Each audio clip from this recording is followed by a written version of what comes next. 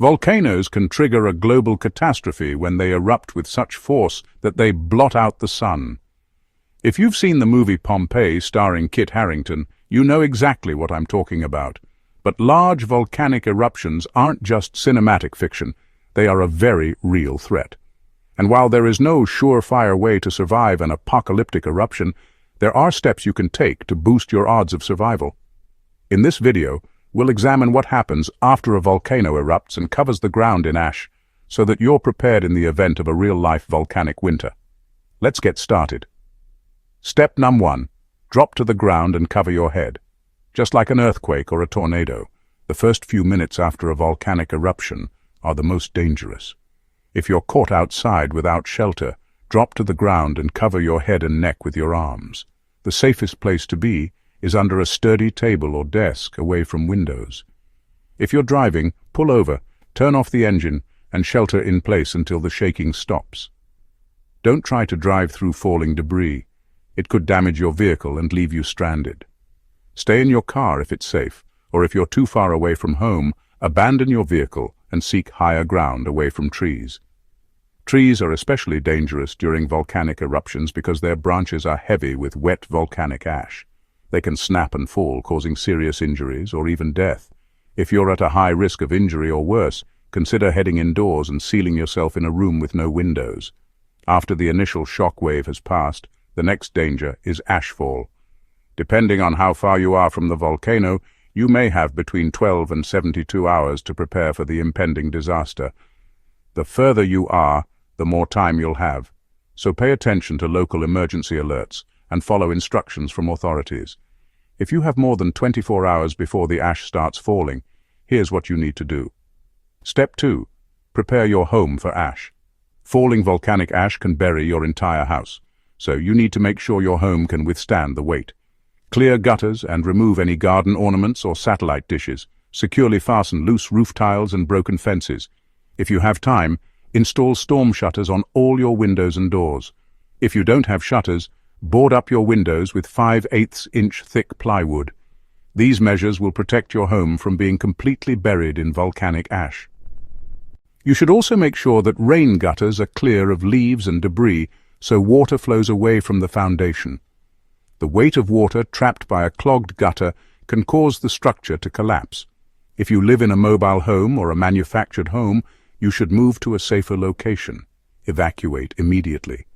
Volcanic ash is extremely heavy and can bury these structures, causing them to collapse. Ash is also abrasive and can ruin engines, so don't try to flee in your car.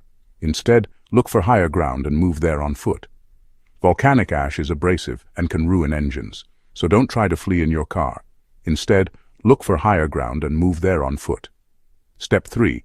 Stock up on supplies. When buying food, aim for non-perishables that don't require cooking or refrigeration. Canned goods, dried fruit, nuts and cereal are all good options. Be sure to buy plenty of bottled water to drink and use for cooking. If you have a fireplace, stock up on firewood in case the power goes out. If you have a fireplace, stock up on firewood in case the power goes out. If you have pets, don't forget to buy food and water for them as well. After an eruption, grocery stores will likely be closed and any refrigerated food will spoil quickly.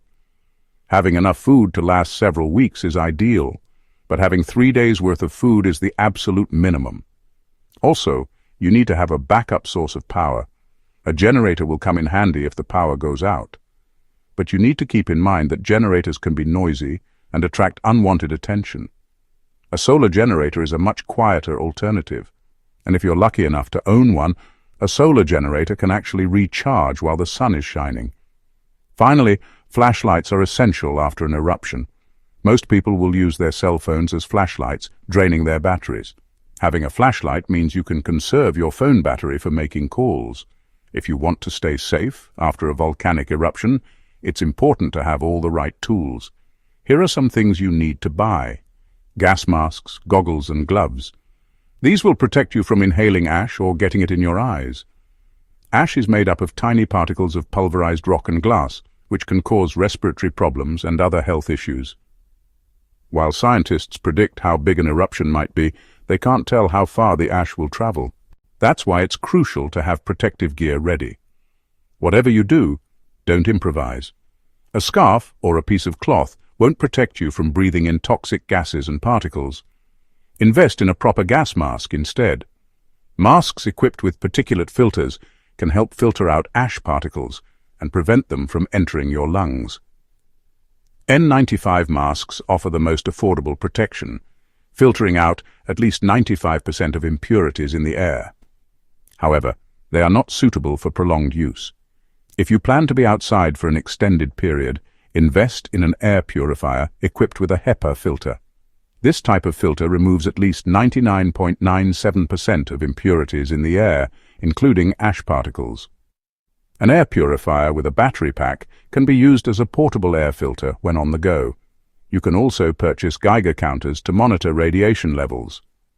Volcanic ash contains radioactive isotopes such as iodine-131 and cesium-137.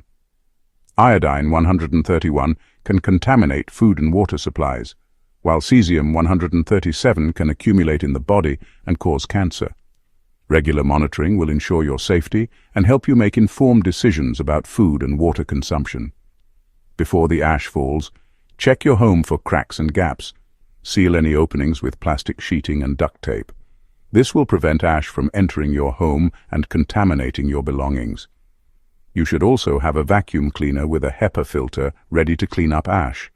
Wear a mask and goggles while cleaning to avoid inhaling or touching the ash. When the ash falls, you should act fast. Move all your plants indoors. The ash will kill them if left on the leaves for too long. Cover any outdoor furniture with a waterproof tarp to prevent it from being damaged. You should also bring your clothes indoors. Volcanic ash is abrasive and can damage fabrics. Soak your clothes in cold water to remove any ash and let them dry before putting them back outside. Step 4. Take shelter. As soon as the ash begins to fall, take shelter. Seal all the windows and doors. Turn off all fans and air conditioning units. If you have a fireplace, build a fire to keep warm. Staying indoors will protect you from the ash. If you have a basement, go there. Basements are usually safer than upper floors, since the air is less likely to flow upward from beneath the floor. If you don't have a basement, find a room in the center of the house with no windows. Duct tape and plastic sheeting can seal off rooms and prevent ash from getting inside. If you have time, fill the bathtub with water to use for flushing toilets. Also, you should stuff towels or rags in the cracks under doors to prevent contaminated ash from getting in. Wear a mask and goggles while cleaning up ash. Keep your pets indoors as well. The ash is abrasive and can hurt their paws. Don't let them outside until the ash has stopped falling, after the eruption. Following a volcanic eruption, the air will become thick with ash, making it hard to breathe. Authorities will advise you when it's safe to go outside, but in general, you should wait at least 24 hours after the ash has stopped falling. Before going outside again, thoroughly clean your home. Remove all the ash and debris that has accumulated, vacuum carpets and wash all the bedding and curtains. Clean fruits and vegetables thoroughly before eating. If you have an air purifier, turn it on to help clean the air inside your home. Check weather reports frequently. Be prepared to take cover again if another eruption is imminent. Scientists can sometimes predict when an eruption will occur. So if you receive a warning, follow the advice of local officials. If you have to venture outside, wear protective clothing, including gloves, goggles, and a mask. The ash is abrasive and can cause skin irritation or even chemical burns. If you have to walk outside, avoid contact with strangers. During emergencies, some people can act irrationally. Stick to familiar places for the first few days after the eruption. You may not be able to find your usual supplies there, but it's better to be familiar with the area. Bring a flashlight with you in case the power goes out again. Make sure your cell phone is charged at all times. If possible, charge electronic devices using a solar generator. As time passes, the situation should return to normal. Local authorities will advise you when it's safe to resume normal activities. However, it may take weeks or even months for the air quality to improve. Now it's time to hear from you. Do you think you'll survive a volcanic winter? Let us know in the comments section below. Make sure to give this video a thumbs up and share it with your friends and family. Subscribe to our channel for more videos like this. Thanks for watching. We'll see you next time.